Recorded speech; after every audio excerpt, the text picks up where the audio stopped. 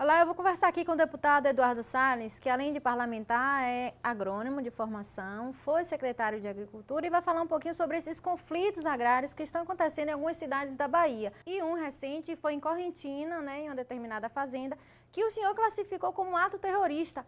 Por que o senhor classificou esse ato como ato terrorista? Eu citei dessa forma, por quê? Porque todas as pessoas têm a sua liberdade até o limite da liberdade de outras pessoas. Então, ninguém pode passar por cima da lei. E a lei existe para ser cumprida. É lógico que qualquer pessoa pode reivindicar. Eu, como você disse, fui secretário de Agricultura do Estado e tive uma relação sempre muito harmoniosa com todos os movimentos sociais. Por quê? Porque eu acho que é importante a reivindicação, é importante a luta pelas bandeiras que as pessoas acreditam. Então, a bandeira ambiental é importante, Eu sou um grande defensor ambiental e eu provo isso com dados e com história de vida ao longo da minha caminhada. Mas dali, para que a gente possa fazer qualquer ato que passe por cima da lei, não.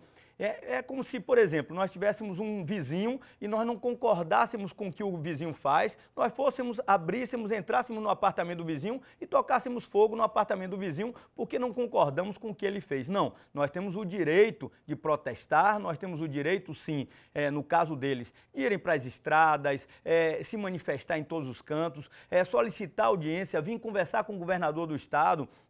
Eu, por exemplo, como deputado estadual, como presidente da Comissão de Agricultura, estou aberto para ser procurado, para a gente discutir os problemas, tentar equalizar os problemas. Eu acho que radicalismo é ruim de todos os lados. Então, ao tempo que você faz um protesto, da forma que for o protesto, ok, apoio, acho que é fundamental e importante. Mas a partir do momento que a pessoa passa dos limites, entra numa propriedade privada e faz o que foi feito ali, que eu, com a minha história, eu sou engenheiro agrônomo, tenho uma vida dedicada à agricultura, mas nunca vi algo igual. Acho que ninguém nunca viu. E eu citei isso nas minhas redes sociais, dizendo que eu só ouvi falar em casos parecidos com isso em Angola, no Zimbábue, quando na África esses países foram dominados, tiveram uma guerra civil e aí sim aconteceram incidentes como esse. Mas dentro da agropecuária brasileira, eu nunca ouvi falar em algo igual. Então, por isso que eu disse, ato terrorista. Terrorista é o quê? É que as pessoas que saem da lei e saem de uma forma como foi feita aquilo ali, tudo planejado, tudo arquitetado, sem dúvida alguma, essas pessoas têm que ser punidas pela lei, como qualquer outro que vá na rua, que assassine alguém e que tem que ser punido pela lei. Então, eu pedi para que sejam apurados, mas acho que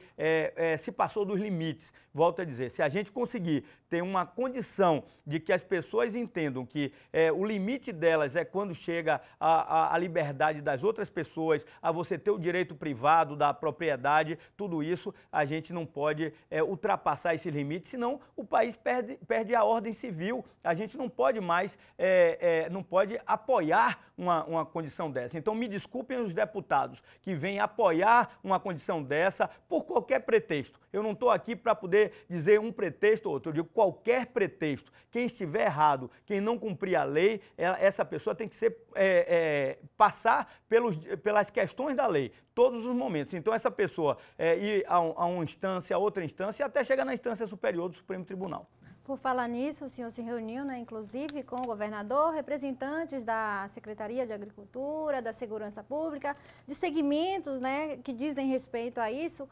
O que foi debatido e o que se resolveu a partir disso? Olha, acho que a postura do governador Rui Costa foi uma postura muito serena, uma postura de alguém que é um gestor público e que tem que zelar pela gestão pública. Então, a ordem pública foi preservada quando o governador chamou todo o seu secretariado. Nós tivemos uma reunião com os presidentes de associações, sindicatos, representantes da empresa e todo o secretariado dele. Ele colocou claramente de que aquilo ali era um bando e que exatamente o que nós falamos é que eles têm que ser punidos pela lei. Então, imediatamente pediu a investigação para que os fatos sejam apurados e, a partir dali, o Ministério Público e a Justiça possam atuar para que essas pessoas possam pagar, para que isso não ocorra outras vezes. Senão, a gente volta a dizer, perde a ordem pública. Nós não podemos deixar esse nosso país virar um país que a justiça não funciona. Então, acho que a atitude do governador foi muito enérgica, muito importante, chamou as pessoas, mostrou que não é dessa forma que se faz e colocou que todas as vezes que isso acontecer aqui no estado da Bahia, imediatamente ele vai vai tomar essas providências. Isso é uma posição firme, uma posição de um gestor e que sabe da importância da estabilidade, inclusive jurídica, para que as pessoas que são produtores rurais nas regiões, eles possam, eles que moram com suas famílias nas fazendas, eles possam ter uma tranquilidade maior. Então, isso foi colocado pelo governador, os produtores saíram da reunião satisfeitos, a polícia já está na localidade apurando os fatos para poder entender quem são, o que o governador pediu, saber quem são os cabeças, quem financiou e a gente poder apurar e punir essas pessoas para que fatos como esse, fatos lastimáveis como esse, não possam continuar acontecendo nesse nosso estado e na Bahia, com certeza. Deputada, por falar em agricultor, em produtor, tem alguns questionamentos aqui, por exemplo, os ativistas do meio ambiente acusam o agronegócio de ser o setor que mais prejudica os rios com a agricultura irrigada. Essa tese dos ambientalistas tem algum fundamento? O senhor que é especialista no assunto? Olha, primeiro é bom colocar claramente que não existe divisão de agricultura. Eu sou engenheiro agrônomo, eu digo a você, para mim, eu sou o defensor da agropecuária baiana, da agropecuária brasileira. Eu defendo o pequeno, o médio e o grande do mesmo jeito, porque para mim é indivisível isso. Tudo é integrado, não existe divisão dentro da agropecuária, cada um faz sua parte dentro da agropecuária. E é bom que a gente entenda isso porque eu fui secretário de Agricultura e desafio qualquer um a poder dizer que durante os anos que eu passei na secretaria, a minha prioridade sempre foi cuidar do pequeno produtor. Então qualquer número, qualquer debate que venham fazer comigo, não tem problema nenhum para ver quanto os números subiram 10 vezes, 20 vezes da agricultura familiar durante o período que eu fui secretário de Agricultura do Estado da Bahia. Então, alguém vir, por qualquer motivo, dizer que o deputado Eduardo Salles defende os grandes, defende, como alguns dizem, o agronegócio que é o rico, porque o agronegócio é um agronegócio que pode ser de uma pequena fazenda, de um médio produtor e de um grande. Agronegócio é um negócio ligado à agropecuária. E aí eu venho, volto a dizer, os números podem ser comprovados, qualquer um está aberta, pegue a história do que era assistência técnica, programa de aquisição de alimentos, os números de DAPs, os números de seguro garantia safra, qualquer um. Eu estou disposto a ir para o debate com qualquer um para ver que eu sempre fui um grande defensor da agricultura familiar, o respeito que eu sempre tive pelos movimentos sociais ao longo da minha vida e continuo tendo. Aí eu entro numa parte importante. O que é a questão que eles colocam hoje da água? Se aquela empresa, a empresa Igarashi, que é uma empresa que gera 5 mil empregos nas fazendas deles, é uma empresa que, de cada 10 batatas que nós consumimos, 6 são produzidas por eles aqui no Norte e Nordeste. Eles produzem tomate, alho, cebola, feijão, milho, enfim, eles produzem alimentos. Se o que eles chamam de agronegócio não produzir alimentos, só para dar uma ideia para vocês, na próxima década nós vamos precisar aumentar 20% a produção de alimentos no mundo para dar conta do crescimento da população. Quem é que vai produzir esse alimento? Então, esses defensores que dizem, não, agronegócio não pode. Então tá bom, esse que está defendendo, dizendo que está defendendo o pequeno vai ter que ir comprar um alimento mais caro, porque quando não se tem produção de alimentos, tem que se importar alimentos para poder ter um alimento na prateleira do supermercado. Não é fácil, não aparece do nada um alimento ali na prateleira. Alguém tem que produzir. E se um grande produz em escala, e o Brasil, graças a Deus, tem toda a condição de recursos naturais, ideais para a produção de alimentos. É por isso que o Brasil tem avançado. Só para dar uma ideia para vocês, na última década, o Brasil, na produção de soja e milho, cresceu 40% a produção e só aumentou 5% a área de produção. Então, todo mundo, os Estados Unidos, a Europa, todo mundo olha para o Brasil como um celeiro de produção de alimentos para o mundo. O alimento, ele é fundamental para o preço, para a pessoa pobre que precisa comprar um alimento mais barato, precisa ter volume de produção. Às vezes a pessoa vem e diz, olha, eu quero produzir orgânico. Eu também adoraria dar só produção de orgânico para meus filhos, com certeza. Mas é inviável, não tem condição de você produzir alimentos para o mundo de uma forma orgânica. Por quê? Porque ela produz 40% do que a produtividade, é 40% do que não é orgânico. Então, infelizmente, não dá para alimentar o mundo dessa forma. E aí, a fazenda em Correntina, a fazenda Igarashi, ela capta do rio Arrojado 2,1 metros cúbicos por segundo. O que é que são? 2,1 metros cúbicos por segundo são 2.100 litros por segundo. 2.100 litros por segundo são retirados de água do rio Arrojado. Pois bem, aparece na televisão um ecologista dizendo, mas a pessoa tira durante o dia 100 milhões de litros e tira 3, a correntina só consome 3. Olha, gente, eu tenho dados e mostro para vocês que no mundo inteiro isso acontece. Um mapa da FAO mostra aqui o uso da água no mundo.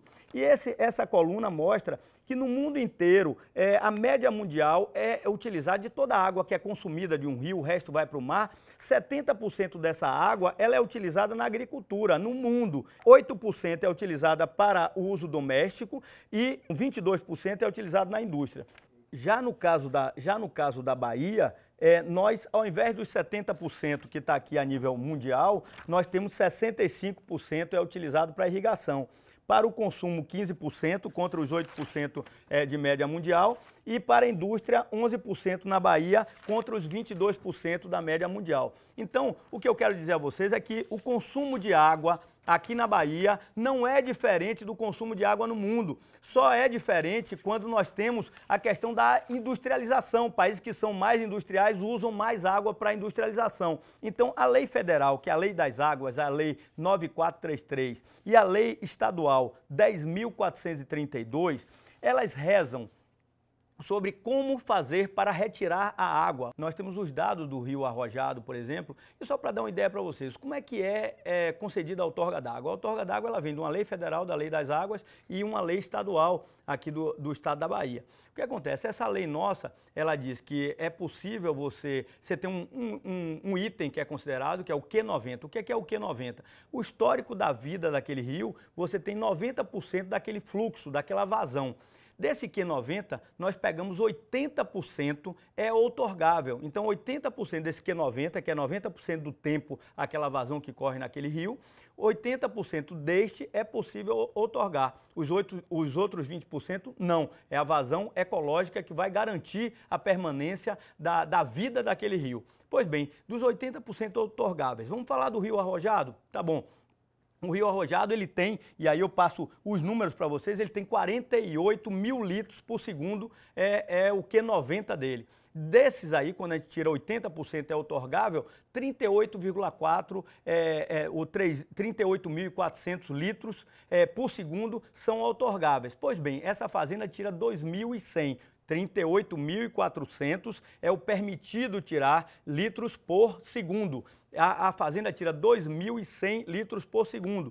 Então, ela está tirando muito menos. Existe na lei também dizendo que qualquer pessoa física ou jurídica só pode tirar até 20% do outorgável. Não é o caso dessa fazenda, que está muito longe desses 20%. Então, ela está toda legalizada com isso. E aí eu digo a vocês, a Bacia do Rio Corrente, por exemplo, nós temos o Projeto Formoso, que gera também milhares de empregos, a agricultura irrigada. Pois bem, se as pessoas fizeram aquele ato lá na fazenda que tira 2.100 litros 2.100 litros por segundo, pois bem, lá no Projeto Formoso se tira 13 mil litros por segundo, 13.400 litros por segundo. Na região de Juazeiro se tira 30 mil litros por segundo para os projetos de irrigação ali. Então, a gente vai estar exposto a uma hora dessa, esses ambientalistas irem no Projeto Formoso tocar fogo nas bombas do Projeto Formoso, ou irem nos projetos de irrigação de Juazeiro tocar fogo nas bombas. Isso é lógico? Não é. Então, é importante dizer que dentro desse valor outorgável, a empresa tem a licença ambiental, tem a outorga d'água,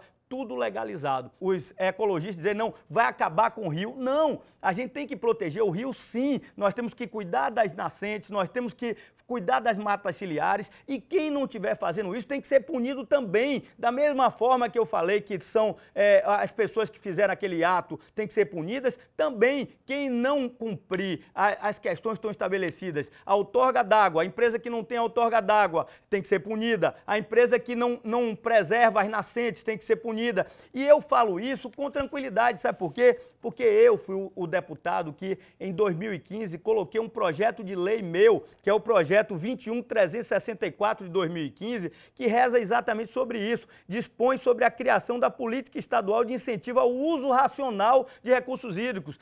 Nesse projeto meu, eu premio exatamente quem cuida da mata ciliar, quem cuida das nascentes, quem usa um sistema de irrigação que consome menos água, quem tem controle do uso da água.